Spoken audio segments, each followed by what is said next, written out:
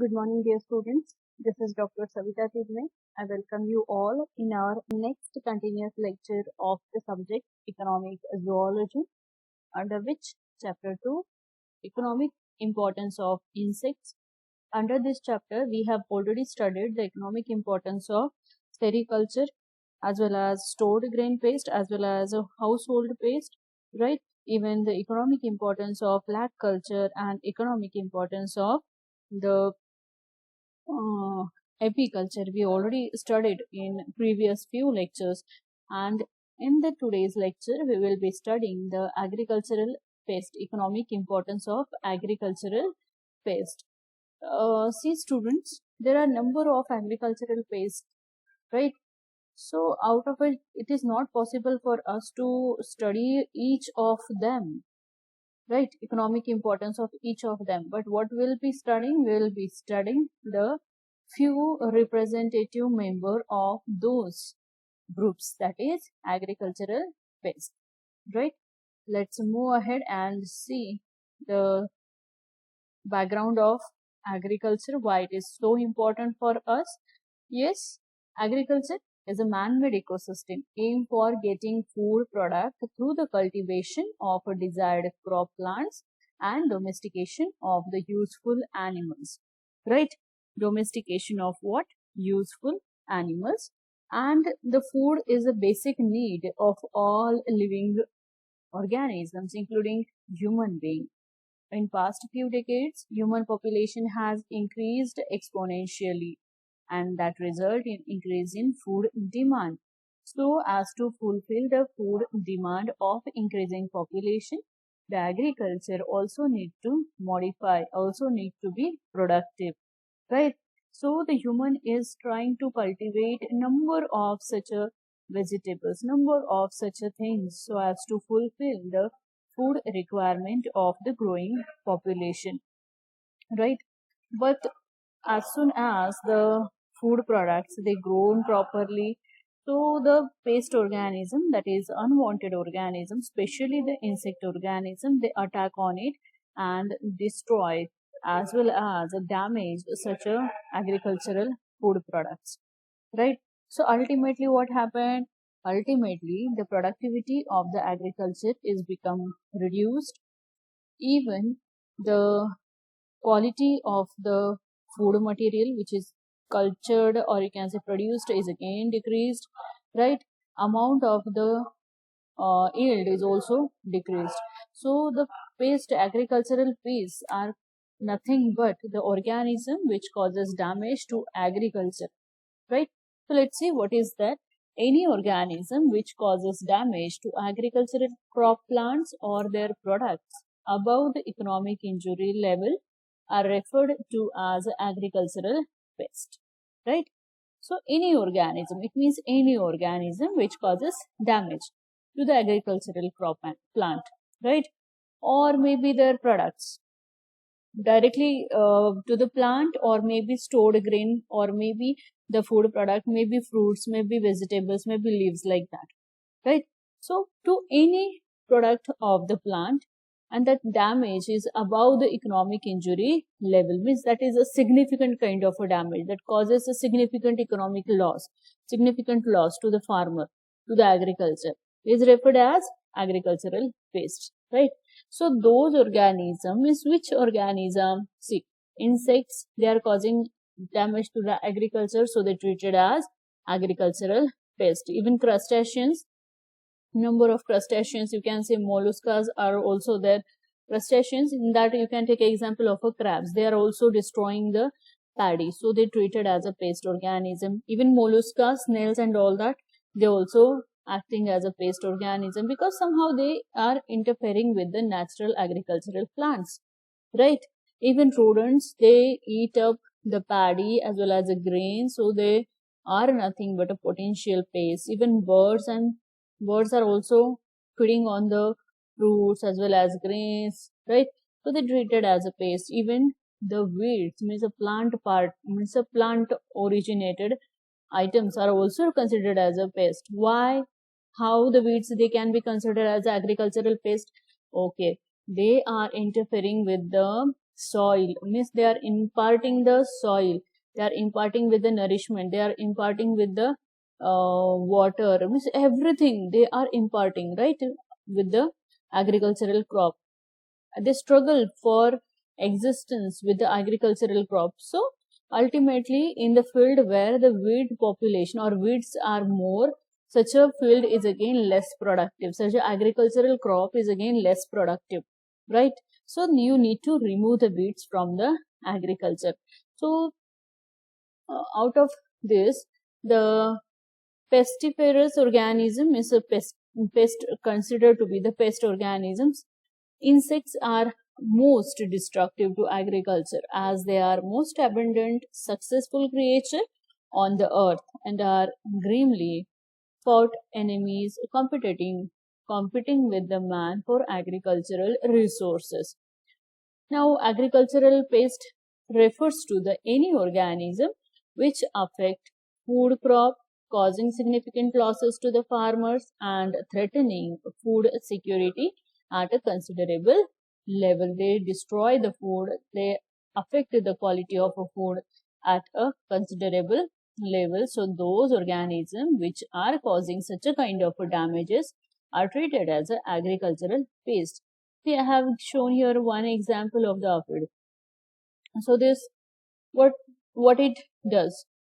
Okay, what it does. Okay, fine. This label is not of the image. This label is for this image which is hiding below this object, right? So just forget about the label. This pear fruit is here under this aphid. Pear fruit is there, but don't focus on this. Okay. Now aphids. It is one of the potential agricultural pest because it feeds on the plant sap, even it damages the leaves, impart the nourishment of a plant, as well as the nutritional value of such a fruits which are produced by the plant. And the plant, if it is affected with the aphids, again the quality is low, right? Even here I have shown two more example of the pomegranate, and the one of the fruit is there. Okay, so again it has been damaged by the insect pest. Like that, number of organisms are there, their larval stages pass inside the fruit and destroy fruit completely. Even the adults, sometimes the adults are also feeding on the plant parts and destroy as well as minimize the quality of the fruit produced by the plant, right? So those organisms which causes a significant economic loss to the agriculture are treated as agricultural waste, right? Now, see, as I said earlier, there are number of such agricultural pests are there in environment, in our surrounding, but all of them it is not possible to study. Here I have shown only the list of those agricultural pest organisms along with their food plant and scientific name. So here in this case, the agricultural crop plants are given. In the second column, common name of the pest organism, and in the third column is the scientific name of the pest organism. So first, cotton. Cotton is also affected by the red cottonbug, spotted bollworm, American borer. So their scientific names are Dysdurcus cingulatus, Aries vitala, Helicoverpa armigera. Right?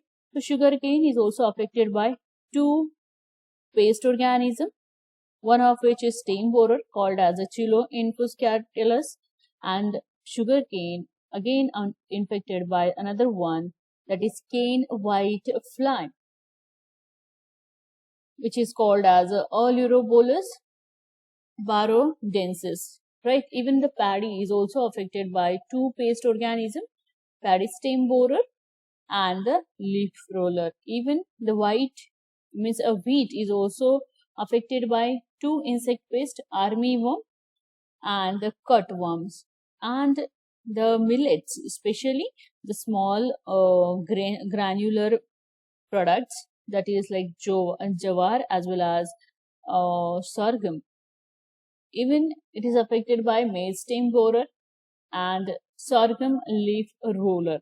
Even pulses, they are also affected by the gram pod borer. Even potatoes, they are infected by the pest organism, potato tuber moth.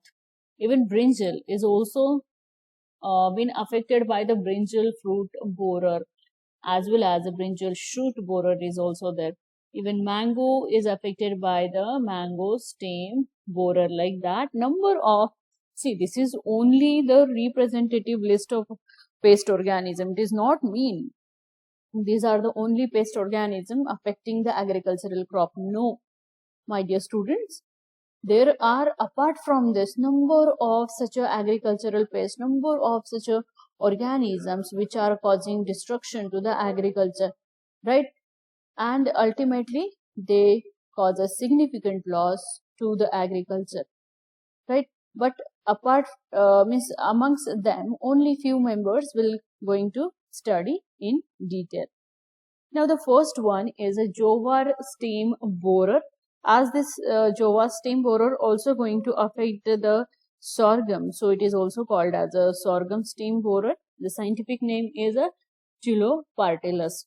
Now this okay, so sorghum or jowar is one of the important crop in India. Everybody knows that, right?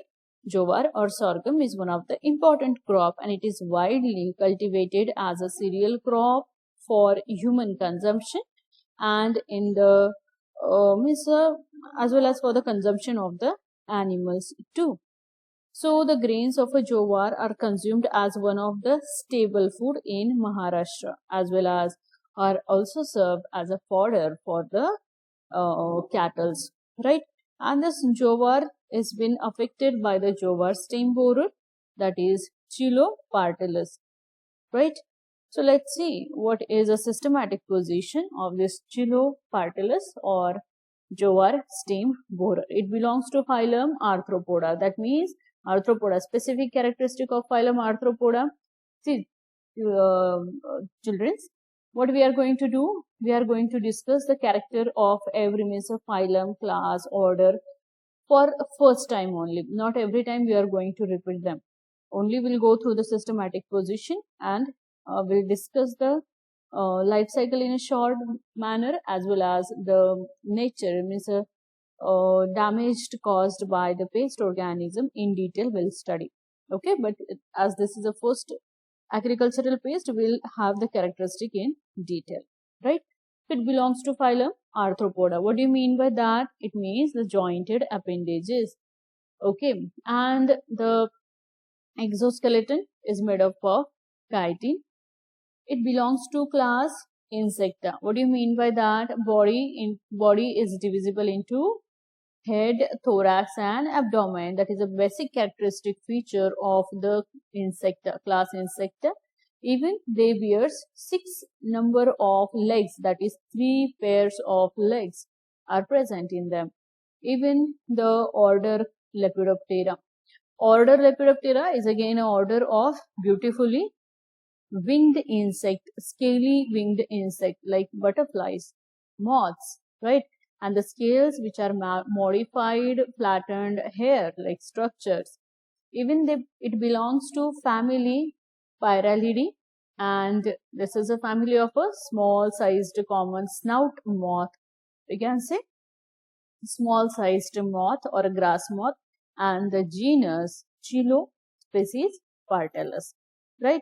Now let's see what is the distribution. It is been observed in Asia as well as in African countries. Even it is also observed in Sri Lanka, Pakistan, Afghanistan, Uganda, Central and East Africa. So you can see it is widely distributed almost. Now let's see what are the host plant on which this jowar stem borer or sorghum stem borer used to feed. Apart from the jowar, it also feeds on the maize, even on the bajra, even sugarcane, baru grass and sorghum, right? So here is a image of this jowar stem borer. You can see here the wings, as it is a moth. Wings are there, antennae. This is the diagram of the preserved specimen, right? But it looks like this. Okay. Now how one can identify this Jowar stain borer. Okay, so let's see the identification marks, how you will identify it. So the adult moth is small in size with 2.5 centimeter in wingspan. When the wings are properly spreaded and it is measured from one margin of the wing to another margin of the wing. So this measures about 2.5 or you can say 2.5 centimeter wingspan. The forewings are brownish yellow in color and with a dark scale pattern forming a longitudinal strips. You can see here the darkly scaled longitudinal strips present on the forewings as compared to hind wing. Hind wing is whitish in color without such a longitudinal darkish colored strips. Right. Even the caterpillar is also very easy to identify. How one can identify? Because the caterpillar is 20 to 25 long, that is 2 to 2.5 centimeter long, right? And dirty grayish white in color with a black sclerotized head, 4 brownish longitudinal strips on the back side, right? So this Jowar stain borer, it's a larval stages as well as adult, is very easy to identify on the host plant. After this, let's see what is the life cycle of this Jowar stain borer, Chilopartellus. Here you can see, children, eggs are laid in the form of a batches. These eggs are later on hatch out into, okay, eggs are later on hatch out into a small larva which feed on the leaves initially and then slowly enters into the ribs, and from where it goes to the stem, and inside the stem this larva used to feed a lot, and within the stem it undergoes a pupation. But again question arises, a single moth, adult moth, it lays how many eggs? It lays near about 300 of the eggs with a, you can say, in the form of a batches of 20 eggs, right? And this 300 of the eggs are laid during entire lifespan of the entire life cycle of the adult moth. What is the lifespan of the adult moth? Is 2 to 12 days. So within the 2 to 12 days, it can lay about 300 of such eggs in the form of batches as well as overlying to one another, and these eggs are nothing but oval whitish in color and hatch out within 4 to 5 days during the summer, right? And as soon as the eggs hatch out, larvae emerges. Further, the larvae used to feed on the what? Used to feed on the soft tissues of the leaves, from where it enters into rib portion, from where it goes to the stem while feeding, right? It used to feed on the internal soft tissues and go ahead and feed on the internal material of the stem. And this larvae, one can imagine, can you imagine, as an adult is surviving only for 2 to 12 days, right? So the larval period is what? 14 to 28 days, and it passes through 6 larval instars. How many larval instars are there in case of a Chilopartellus? 6 larval instars are there which are completed within 14 to 28 days, right? And during that entire larval period, it used to keep on feeding, right? So ultimately you can imagine, as a single female lays about 300 eggs, and all the 300 eggs, if hatches successfully and larvae emerge out, so from a single moth, 300 of, on an average, okay, 300 of such a larvae, they infect 300 of the plants. Can you imagine? If they are distributed evenly, okay. So the damage caused by the immediate next generation is very high, okay. So after completing the larval period, the last larval instar, that is the 6th larval instar, undergoes a pupation inside the stem only. It undergoes pupation inside the stem and lasts in the pupal stage for about 7 to 14 days. and after 7 to 14 days, the pupa hatches out and young one emerges out of the stem. Okay, so this life cycle is very interesting and complete within 3 to 4 weeks. Entire life cycle of this Chilopartolus is completed within 3 to 4 weeks. Let's see how is the or what is the nature of damage, in what way it causes damage to the plant. So only the larval stage is acting as a pest by damaging the plants, right? Because it used to feed on the leaves, it used to feed on the stem, right? Here you can see the larvae which are feeding on the damaged stem even. Here is also the stem is internally completely, yes, destroyed. Here is also the same case, right? So the young larvae first feed on the leaves, making few short holes and then bore into their ways downward through the central whorl as it opens. And this reduces the photosynthesis activity of the plant because, see, as it is feeding on the internal soft tissue. So somewhere it also feeds on the channel which conduct the sap, means nutrient from the soil towards the leaves, as well as a nutrient from the or photosynthetic product from the leaves towards the stem or roots, you can say. So ultimately these larvae going to damage or disturb the photosynthetic activity. More number of such holes become visible, indicating the earlier attack. If you can see such holes on the stem as well as on the leaves, so that indicates the earlier attack of the pest, right, into the field. And later on, the larvae becomes internal feeder and feeding on the internal tissue, that is a pith, and forms the tunnel or galleries which lead to formation of the dead heart disease, right? It forms a tunnel or galleries inside the stem, inside the pith, and forms a dead heart disease. So this paste can cause a potential damage of about 80%. So if a pest is attacking on the such a crop, that is jowar or maybe maize or maybe the sorghum, so it can have a potential to destroy 80% of the crop, right? So you can imagine it's a feeding activity, because a single female can give rise to 300 eggs, and all these 300 eggs within 1 month, or you can say the 3 to 4 weeks, it completes the life cycle and immediately second batch is going to be ready, right?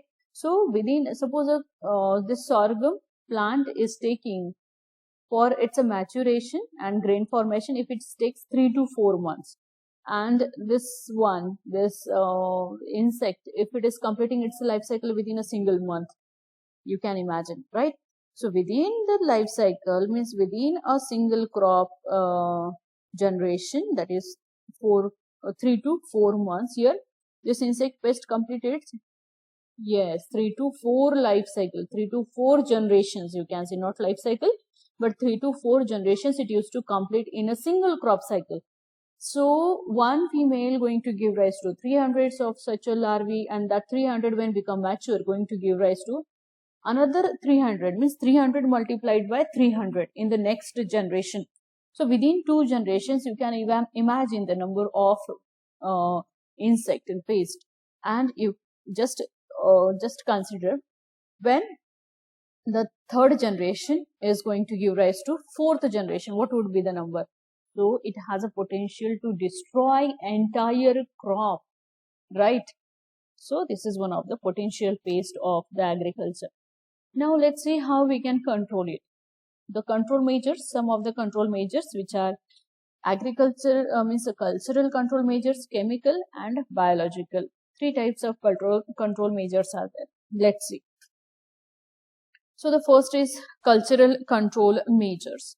So these cultural control measures, what do you mean? Means the control measures which are continuous in practice since long time back, right? So it is a cultural method. The first one is removal and destruction of the dead hard means if you found some plants which are completely destroyed internally, tunnels are there, some excretory material of the larvae is oozing out of the holes, so that means the plant is destroyed completely, internally it is hollow, so you should remove it and destroy it, means you should burn it out. Then the second, destruction of adult moth. If you find some adult moth flying over the field, flying over the agriculture, right, or a plant, so you need to pick them and destroy them. So this is the only way to control, right? And then agriculture means the cultivation of the pest resistant varieties of the jowar, which are not usually being affected by the pest, that is jowar stem borer, right? So these are the cultural control methods. Let's see biological control methods.